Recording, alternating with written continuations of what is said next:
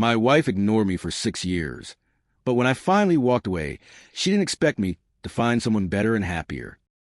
Marriage. The grand illusion sold us like a golden ticket to everlasting happiness. Two people stand at the altar, eyes full of dreams, hearts pounding with the certainty that their love is untouchable. They promise forever, convinced that passion will always burn bright, and that companionship will be enough to weather any storm. But reality is a patient predator. It waits. It lurks behind the daily grind, behind sleepless nights, behind unspoken words, until one day, those promises of forever feel more like a life sentence than a love story. The butterflies fade, replaced by an endless loop of work, bills, chores, and the creeping realization that love alone doesn't always survive the war routine. Meet Jake and Olivia.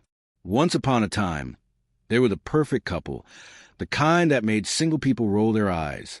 Jake was a classic good guy, reliable, devoted, and most importantly, clueless about the storm brewing ahead. Olivia, beautiful, ambitious, and sharp as a knife when she wanted to be. Together, they seemed unstoppable. That is, until life threw in its favorite curveball, a baby. Now don't get it twisted. Babies are adorable, but they're also relentless sleep thieves who turn even the strongest marriages into a battlefield of exhaustion and resentment. When Olivia gave birth to their daughter, everything changed, and not in the heartwarming, Hallmark movie kind of way. At first, Jake chalked it up to adjustment pains. Olivia was tired. Of course, she was. Babies are tiny tyrants who don't believe in sleep schedules. He took on extra night shifts, made sure the house was clean, cooked when he could. But weeks turned into months, and Olivia's exhaustion hardened into something darker. She withdrew, emotionally, physically. The spark that once set their world on fire dimmed into a cold, flickering ember. She snapped at him over nothing. Little jabs that cut deeper than she probably intended. I gave birth to your kid. I keep the house running. I don't owe you anything else. Oh, when did marriage become a transactional agreement? But Jake swallowed it down, telling himself it was just a phase. Postpartum. Stress. Motherhood was hard. He just had to be patient. So he was, for 6 long, celibate years. By then, Jake wasn't the same man who had walked down the aisle. He was unraveling, drowning in silence, his self-esteem rotting away from neglect. But hey, society tells men to just suck it up, right? Be a real man. Don't talk about your pain. Don't ask for affection. Just keep providing and hope for the best. He tried everything. Suggesting therapy. Olivia refused. Planning romantic getaways, she complained the whole time. Bringing up marriage retreats, she laughed them off. At some point, he stopped trying. Stopped believing anything could change. And then, just when he resigned himself to a life of emotional starvation, the universe threw in a wild card. Her name was Emily. At first, Jake held on to hope. He told himself it was just a phase, a rough patch that all marriages went through. He played the waiting game, convincing himself that once their daughter grew out of the infant stage, things would get better. He'd read all the books, watched all the videos. Relationships took work, patience, and understanding. So he gave Olivia space, took on more responsibilities at home, and made sure she had time to rest whenever she needed it. But as weeks turned into months and months into years, that hope withered, crumbling into nothing more than wishful thinking. Olivia wasn't just tired. She was indifferent. The woman who used to kiss him on the cheek every morning and text him flirty messages during the workday had been replaced by someone who barely acknowledged his existence. Conversations became transactional, limited to grocery lists and scheduling doctor's appointments for their daughter. Jake's attempt at affection, holding her hand, rubbing her shoulders, even just trying to make her laugh, were met with an irritated sigh or a dismissive shrug. Then came the excuses. At first, they were the usual ones, too tired, too stressed, not in the mood. But after a while, Olivia stopped even pretending. She didn't say she was tired anymore. She just made it clear that she had no interest in him. The intimacy between them vanished completely, leaving Jake trapped in a marriage that felt more like a cold business arrangement than a loving partnership. The bed they once shared felt like a canyon, an invisible divide that neither of them dared to cross. The worst part? He blamed himself. Maybe he wasn't helping enough. Maybe he wasn't saying the right things. Maybe if he tried harder, things would go back to how they were. So he bent over backward to be the perfect husband.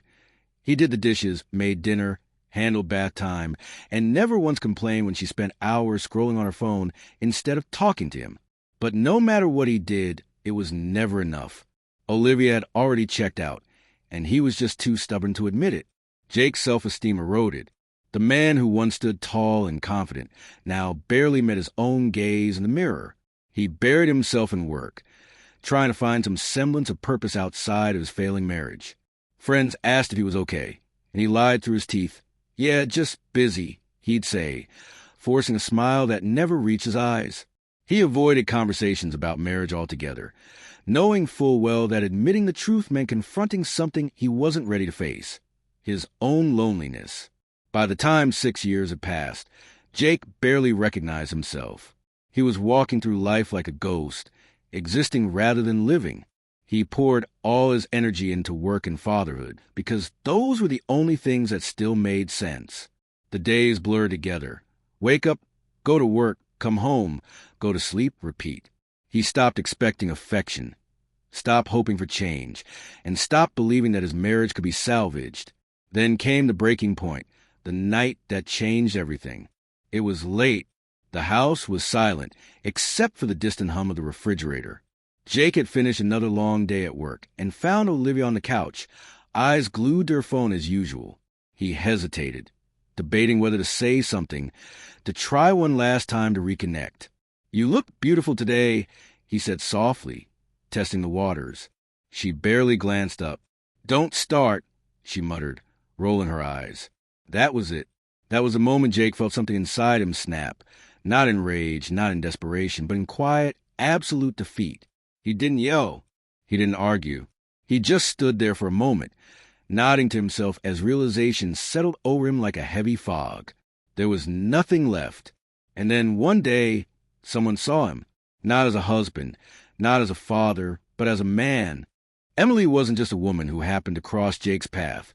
She was a reminder of what it felt like to be seen, to be acknowledged, not as a provider, not as a father, but as a man with thoughts, desires, and worth beyond what he'd been reduced to. It started small, as these things often do. A casual conversation at work, a shared laugh over something trivial, a moment of eye contact that lasted a second too long. Jake had met Emily in the office. She was one of the newer hires, confident and composed, the kind of person who made a room feel warmer just by being in it. She had an effortless way of making people feel heard. When she asked, "How was your weekend?" she actually wanted to know, not just fill the silence. Unlike most of his co-workers, she didn't just skim over conversations with vague pleasantries. She engaged. She listened. And for the first time in years, Jake felt like someone actually cared. At first, it was nothing, just harmless, easy conversation. Emily talked about her recent hiking trip in the Rockies, about her love for old movies, about the time she got lost in a foreign city, and ended up having the best meal of her life in a tiny, hole-in-the-wall restaurant. Jake found himself drawn in, responding in ways he hadn't in years. He had gotten so used to keeping his answers short, cutting off conversations before they could lead to anything real. But with Emily, he didn't feel the need to hold back. One late afternoon, they found themselves the last two people in the office. Jake had been drowning in paperwork, but Emily had wandered over with 2 cups of coffee, setting one down in front of him without a word. "Long day?" she asked, sliding into the chair across from him. Jake exhaled a laugh, running a hand through his hair. "You have no idea." Emily smiled, resting her chin on her hand. "Oh, I think I do. Let me guess. Reports piling up, endless meetings, and just enough emails to make you question your life choices." "Pretty much." He took a sip of the coffee, grateful for the warmth. "And what about you? You seem suspiciously relaxed." She chuckled. "I just fake it better." That night, for the first time in a long time, Jake went home feeling lighter. The weight on his chest hadn't disappeared, but for a brief moment, he had forgotten it was there at all. The more they talked, the more he realized how easy it was to be around her. She never pried, never pushed, but somehow he found himself opening up anyway. He told her about his daughter, about his love for old vinyl records, about the places he used to dream of visiting before life got in the way. And Emily, in turn, shared her own stories, her own dreams. But it wasn't until one evening, when she said something so simple yet so profound, that Jake truly felt the shift. "You know," she mused, stirring the last of her coffee, "you're really easy to talk to, Jake. I feel like people don't see that about you." He looked at her then, really looked at her, and something inside him stirred, something that had been buried under years of neglect and loneliness. Because she was right. Olivia hadn't seen him in years. But Emily, she did. And that realization terrified him. He wasn't the type to cheat. He wasn't the type to chase something reckless just to feel alive again. But temptation isn't always a loud, dramatic moment. Sometimes it's a quiet understanding between two people who recognize each other's loneliness. And in that moment, Jake knew he was treading dangerous waters. Jake had always considered himself a loyal man. He believed in commitment, in honoring vows, in standing by the person you promise your life to. But when does loyalty turn into self-destruction? When does devotion become a slow form of emotional suicide? These were the questions he found himself asking as the gap between him and Olivia widened, while the space between him and Emily grew dangerously close. The office dynamic had shifted. Every interaction with Emily carried an unspoken tension, an awareness neither of them acknowledged out loud, but both felt. A glance that lingered too long. The way her laughter seemed just a little softer when directed at him. The accidental touch of hands when passing each other in the hallway. None of it was planned, but none of it was innocent either. One evening, the dam broke. They had been working late. Again, a project deadline loomed, and most of the office had cleared out, leaving them alone with a hum of computer screens and the occasional clatter of fingers on keyboards. The air felt thick, charged with something neither wanted to name. When Jake finally pushed his chair back and sighed, Emily looked up from her screen, tilting her head slightly. "Long day?" she asked, echoing a familiar phrase between them. Jake exhaled a laugh. "Long month." Emily smirked, but it quickly faded into something more serious. "You okay?" He wanted to lie, to brush it off like he always did. But he was tired, so damn tired of pretending everything was fine. "I don't know," he admitted, rubbing a hand over his face. "I feel like I'm losing myself. Like I don't even recognize my own life anymore." Emily's gaze softened. She didn't offer empty reassurances, didn't tell him everything would magically work out. Instead, she reached out, hesitating for just a second before resting her hand on his. "You deserve to be happy, Jake." Something inside him cracked. It was such a simple statement, but it hit him like a freight train. When was the last time someone had told him that? When was the last time someone had made him believe it? Without thinking, without planning, he reached up and brushed a strand of hair from her face. A small gesture, barely anything, but when she didn't pull away, when her breath hitched just slightly, he knew this was it. The line, the moment where everything would change. And then she kissed him. It wasn't desperate or reckless. It was slow, tentative, the kind of kiss that whispered of years of loneliness, of things left unsaid, of all the moments leading up to this one. Jake didn't pull away. He didn't overthink. He just let himself feel. The kiss deepened, hands finding their way to each other, bodies closing the space between them. It wasn't about lust, not entirely. It was about connection, about remembering what it felt like to be wanted. When they finally broke apart, reality crashed back in. Jake ran a hand through his hair, exhaling sharply. "Emily, I..." She shook her head, giving him a sad smile. "I know." Nothing else needed to be said. They had both crossed a line, one that couldn't be undone. But the truth was, Jake had already been gone long before this moment. His heart had left his marriage long before his body had followed. And now there was no turning back. The moment Jake walked into his house that night, he knew something had changed. It wasn't just that he had kissed Emily. It was a realization that he couldn't keep pretending anymore. The weight of it pressed against his chest like an iron vice. He moved through the motions, setting down his bag, kicking off his shoes, but his mind was somewhere else, stuck in that moment when he felt alive for the first time in years. Olivia was in the kitchen, scrolling through her phone, barely acknowledging his presence. It was routine by now, the indifference, the silence. He stared at her for a long moment, wondering if she would even notice if he disappeared, if she would care. "Hey," he said finally. She looked up, expression unreadable. "Hey." That was it. No curiosity, no warmth, no interest. Just an empty greeting between two people who had long since become strangers. Jake felt a surge of frustration rise in his chest. He wanted to say something, to yell, to demand why they had ended up like this. But he knew it wouldn't matter. He could scream his pain at the top of his lungs, and Olivia would still just glance at him like he was an obligation rather than a person she once claimed to love. The night stretched on like a slow-motion car crash. Dinner was quiet, filled with clinking silverware and the occasional sigh. Their daughter, oblivious of the tension, talked excitedly about her day at school, and Jake forced himself to smile, to nod, to pretend. But his mind kept replaying Emily's words. "You deserve to be happy, Jake." Did he? Could he be? Or was he already too deep in the wreckage to crawl out?